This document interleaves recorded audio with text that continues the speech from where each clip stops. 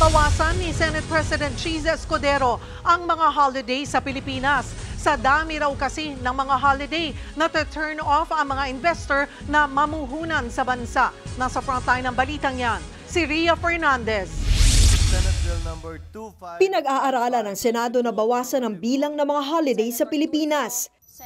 Ngayong 2024, 10 na ang regular holiday, bukod pa sa 8 special non-working holidays at iba't ibang religious observance.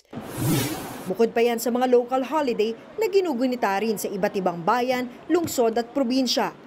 Katunayan sa Senado, may nakabinbin pa raw na panukala para sa 14 na hiwalay na local special non-working holiday. Pabor man ito sa mga empleyadong gusto ng break sa trabaho, nag-aalala naman si Senate President Cheese Escudero na nakakaapekto na ang sobrang daming holiday sa competitiveness ng Pilipinas sa larangan ng pagnenegosyo.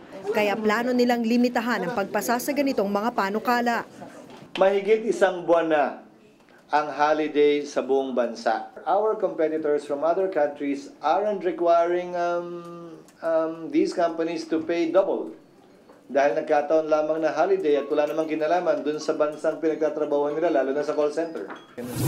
Isa sa mga nakikitang solusyon dito ni Escudero ang pagsamahin na lang sa iisang holiday ang magkakahalintulad na okasyon, gaya ng isang araw na paggunita sa mga bayani at presidente, tulad daw ng ginagawa sa Amerika. Ayon sa Employers Confederation of the Philippines, dati na nilang sinusulong ang holiday reduction.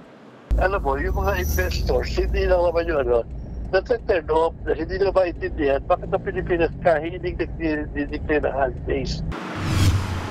Pabor dito ang karpintero-pintor na si Tatay Benjamin. No work, no pay kasi siya tuwing holiday. Ay, di pabor na ako kung dadami yung kita ko. Pero ang elevator attendant na si Rosmar, aminadong malulungkot pag natuloy ang bawas holiday. Magkano ba kinikita mo sa regular na araw? Parang sa ngayon po, 610 po. Pero ngayon, pag na-aprobahan po yung sa 645, magsi-645 na po kami. At kapag pumasok ka ng holiday, nagiging magkano yung tinatanggap mo pag pumasok ka ng holiday?